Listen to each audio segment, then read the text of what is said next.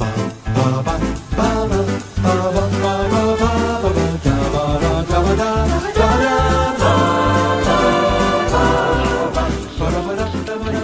ideas. You've just crossed over into the Twilight Zone.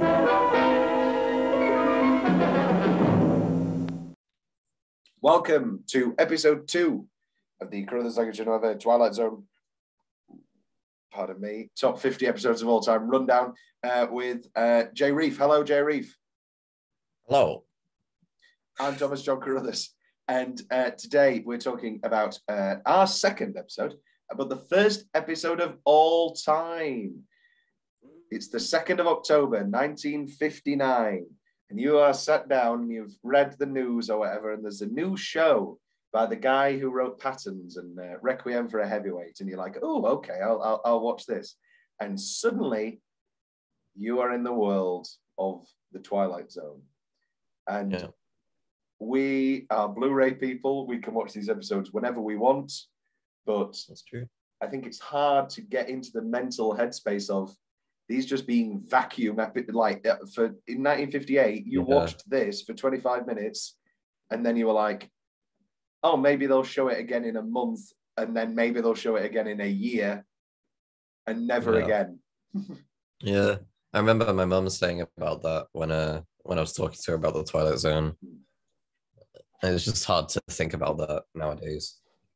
And also another thing, we're watching these in pristine Blu-ray, beautiful transfers, and people watching these on the shittiest TVs imaginable. And later on, we'll talk about like Earl Holliman, the star of this episode, doesn't think that the mannequin gag works. And I was thinking, yeah, it probably doesn't work now because it's very clear that it's a mannequin. But on the world's shittiest TV in 1959, I could see that working. The episode is very simple. It's a man and he doesn't know who he is. He doesn't know where he is. And he's walking around the tower, the Universal backlot from Back to the Future and Gremlins and Monster Squad. And he's just walking around Hill Valley. And well, guess what? He's in a loneliness experiment to see if he will survive. Again, second episode, back to the world of loneliness, to see if he will survive, or at least mentally survive, going on a trip to the moon. Again, it can't be underestimated. 1959. Yeah, I know. I Googled that after the episode last night, and because it's just hard to imagine like a world where we haven't gone to the moon yet. Yeah. And making an episode about it. And also it's like 10 years before, so it really is the stuff of pure science fiction. It's not.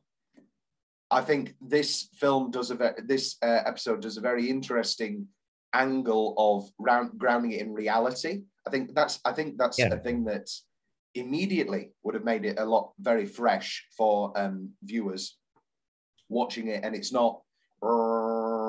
And you know the show does have a lot of space flying saucers and stuff as the show goes on, but this is a real pretty bare bones, realistic quote unquote way to present what they think interstellar travel will look like. Jay, you a fan of Where Is Everybody? I am. Yeah, I think it works very, very well for what it is. I think as a pilot, it obviously works very well in distilling the general Twilight Zone formula. Not just in the twist of it all. I want to talk about this, is that the twist comes with 7 minutes left. Yep. We have 7 minutes left of the episode, and we can spend some actual time discussing the twist. I think. Well, with Serling's mouthpiece. Oh yeah. The Doctor. There is a lot of orating in Serling's scripts, and I think again, I think it's that thing that we talked about before on meeting the show on its own terms. If what he was saying wasn't some of the most beautiful prose, like just ever conceived about loneliness and such themes, we would go, why are we listening to this guy speak for long stretch? But it's so beautiful, and but yes, I do agree that it is very bad.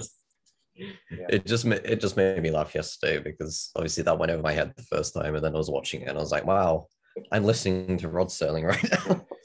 I think it's interesting. It's an interesting pairing with Time Enough at Last from last week, because the long, people who maybe are watching this podcast and have never seen Twilight Zone before are going, is every episode just a guy walking around a town, walking around and being lonely? No, one and of then, them yeah, and then something changes.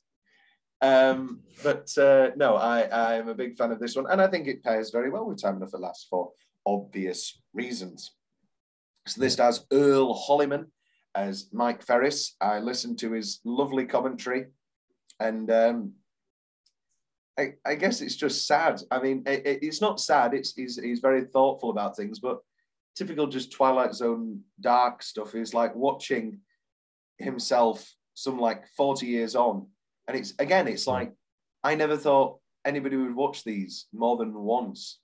And he's talking about it and he just laughs and he just goes, God, I was so young. And it's a rather Twilight Zone-y thing. So originally they approached Tony Curtis, but he was too expensive by far. So then Serling went to Earl Holliman and said, yeah, do you want to be a fan of this? Do you want to be a fan of this? And he's like, okay.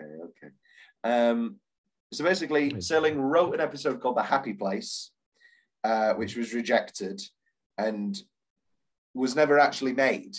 I don't know whether that's off one of his own short stories, but if I remember rightly, the premise of that was a bit midsummery, where everybody dies at 70, where once people like reach a certain age, they're executed, and so everybody's young and happy. Oh, nice. Which is a great episode, and I don't know why it never came. Maybe it was too dark for him to get on in that first. I mean, you're not going to get darker than Time Enough at Last. So, yeah. What was I going to say? Earl Holliman is 93. He's still going? Yeah. Oh, that's wonderful. Let the record show. This episode is recorded in October. This episode is recorded on Halloween, Jay. Spooky, spooky. It is. Ooh. That was very Leland Willoughby Jr. Catch a pumpkin, catch a pumpkin. For all of you who have seen the Thomas Carruthers feature film, R.A., a feature-length documentary. Catch a pumpkin, catch a pumpkin. Okay. Like and subscribe. I know. I spent so long editing that thing. But the beats still really. It's on YouTube. Go find it. Twilight Zone. Where is everybody?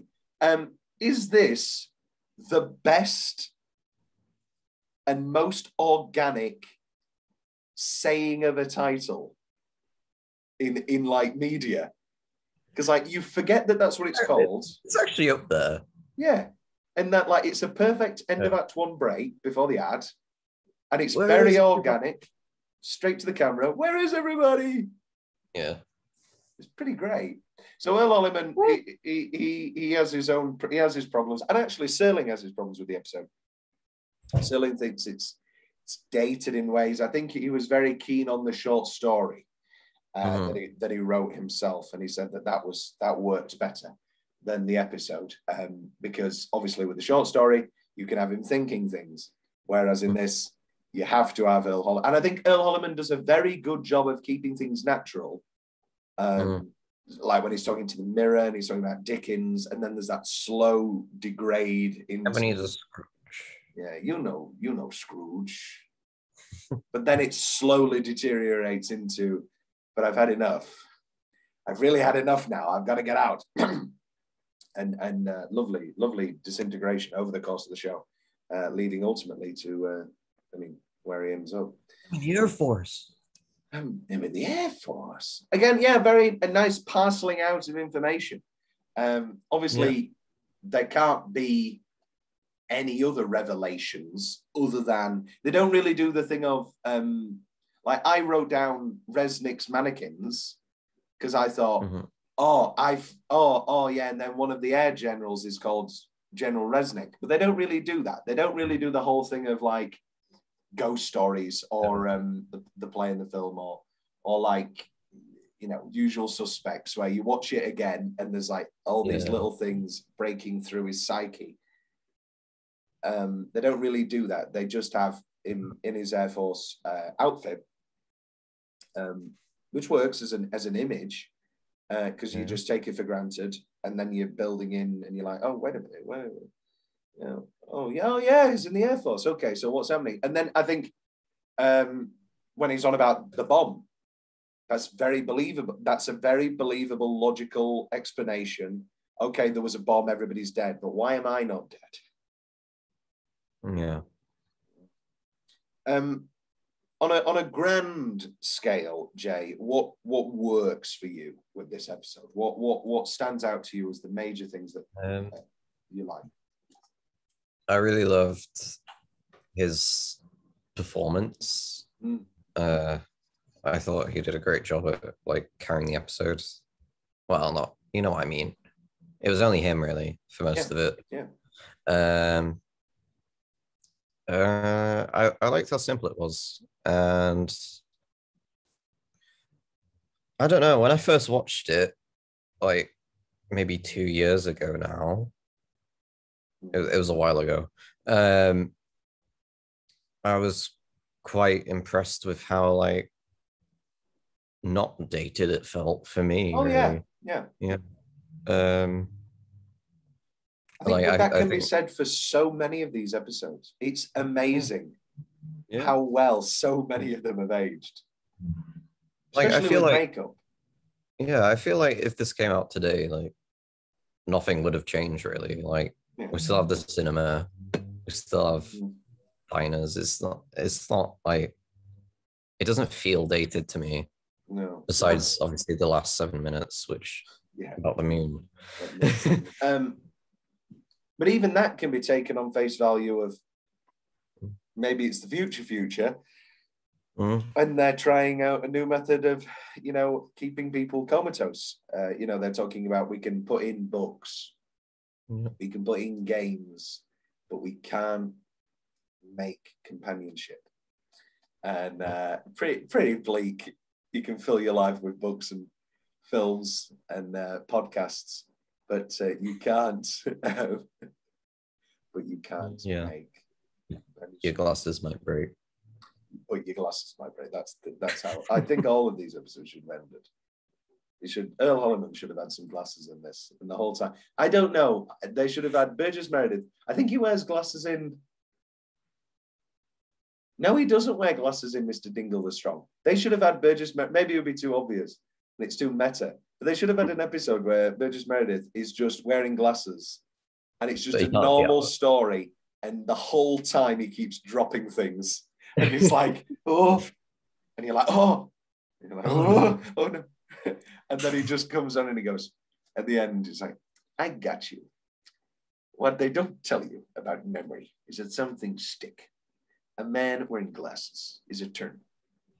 So is heartache in the Twilight Zone. I think what a great strength of the episode is that it is the dream logic of it.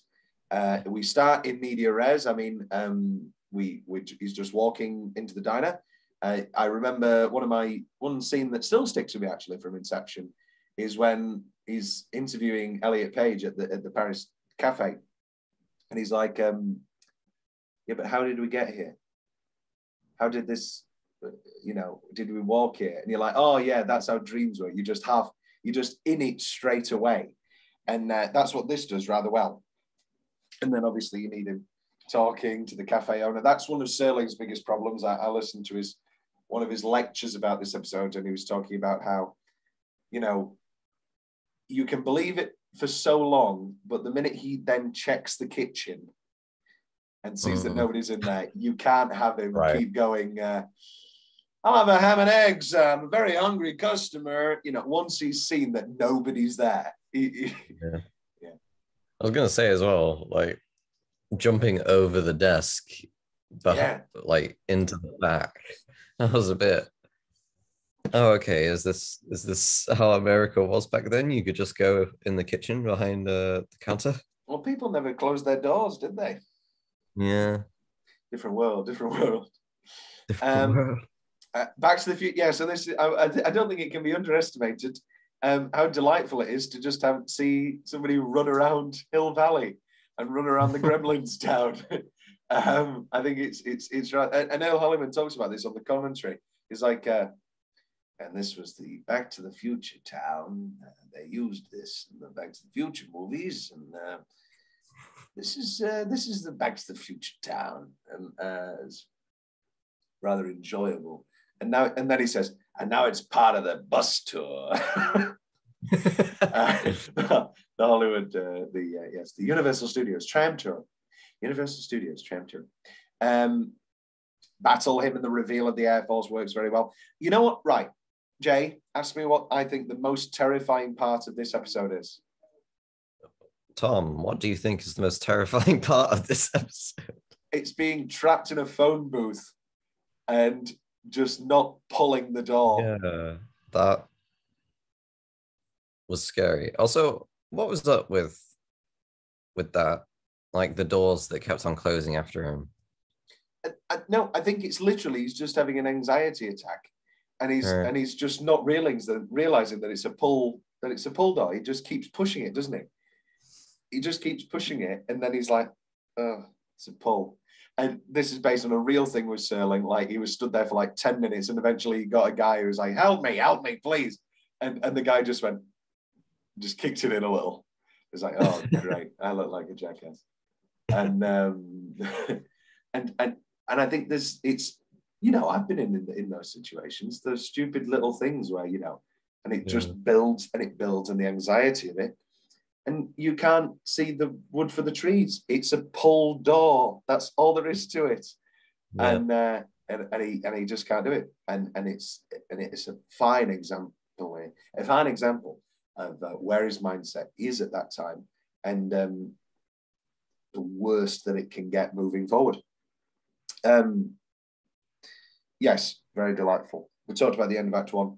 Is the Scrooge thing a little too literal? Is it a little bit absurd? Well, no, actually, I'm going to ignore my point. I was just going to say, is it ridiculous that he knows full sections of Christmas Carol? But what do they tell us later, Jay? That they can put books in. Oh, that's a good. Yeah. No, I don't know if that is pure coincidence. No, but it works. It works. Very good. Very good. They could have had another one of that. No, actually, we don't. I'm fine coming to that realization. That's wonderful. Arguably, the best part of the episode is that mirror trick.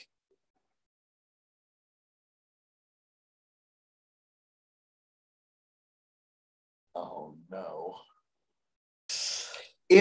If one can even believe it. We froze again at the exact same 25-minute or so mark. Oh my, that's cursed.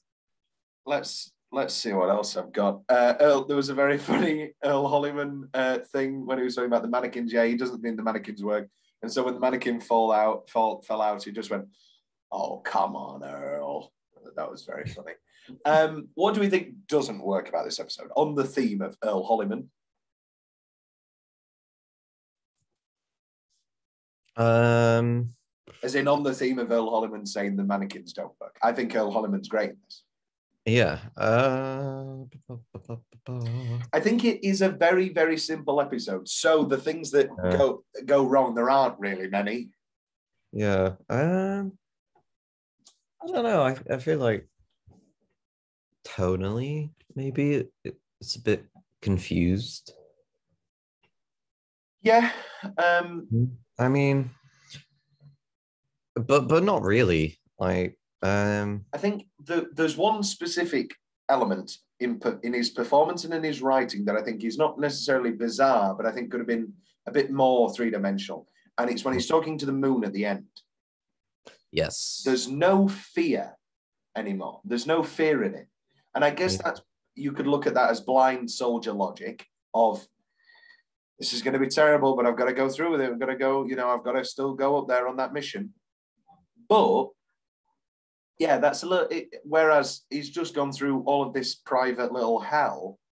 Yeah, and now he's like, don't go away, we'll be up there soon. Yeah, I guess, in the world of 1959, there's the great possibility that you'd get over your own fears of a mental breakdown just to be the first man on the moon and to do that thing.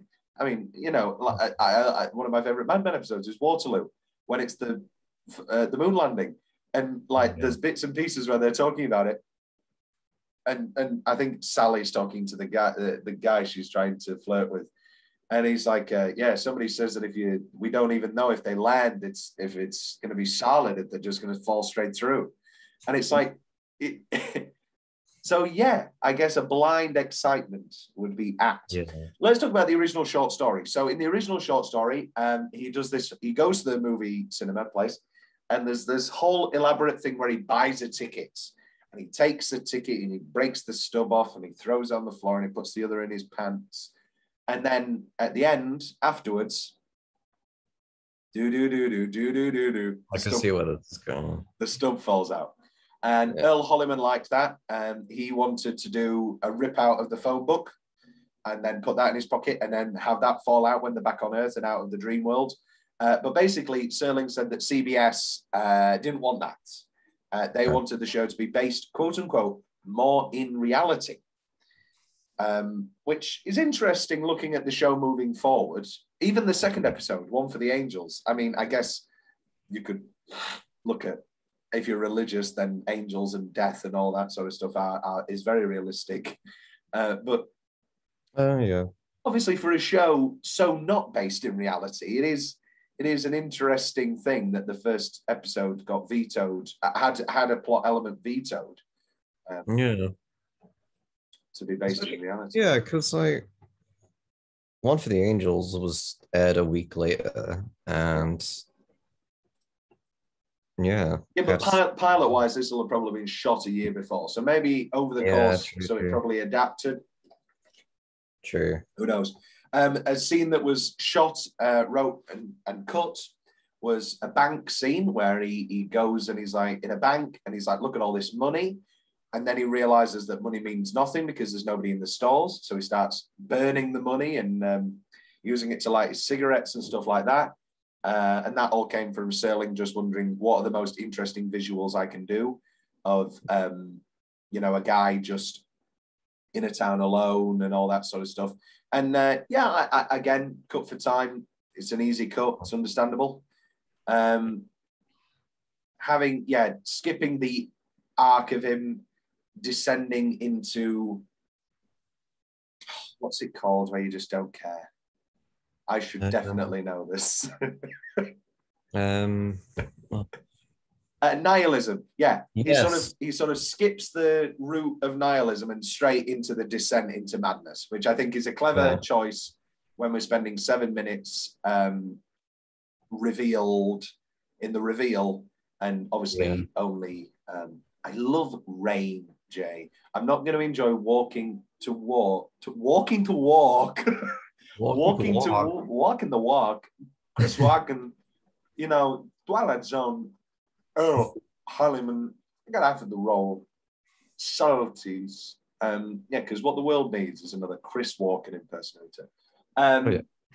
Jay, before we conclude, where is everybody? Have you any final thoughts on where is everybody, Jay? I think it's a very nice first episode. Yes, it strives in its simplicity. I've said this multiple times. I think I may have even said it on our last episode. It's one of my favorite phrases, and I guess it's cheap, and I guess it's simple. But it works, and it strives in its simplicity, and it is a perfect start episode. We're not discussing One for the Angels, but that's an episode I do enjoy. Yeah. And that's the next episode. Thank you. A fine episode. But next week, oh my God, we're jumping now. We've done 2 episodes in season 1. We're jumping all the way to season 5. Oh. Our next 2 episodes are in season 5, and our next episode, episode 3, will be the William Shatner, Richard Donner classic Nightmare at 20,000 Feet. Oh, yeah. Great episode. This was one of the ones I watched with friends and still scared the living shit out of people. They just jumped like all holy hell.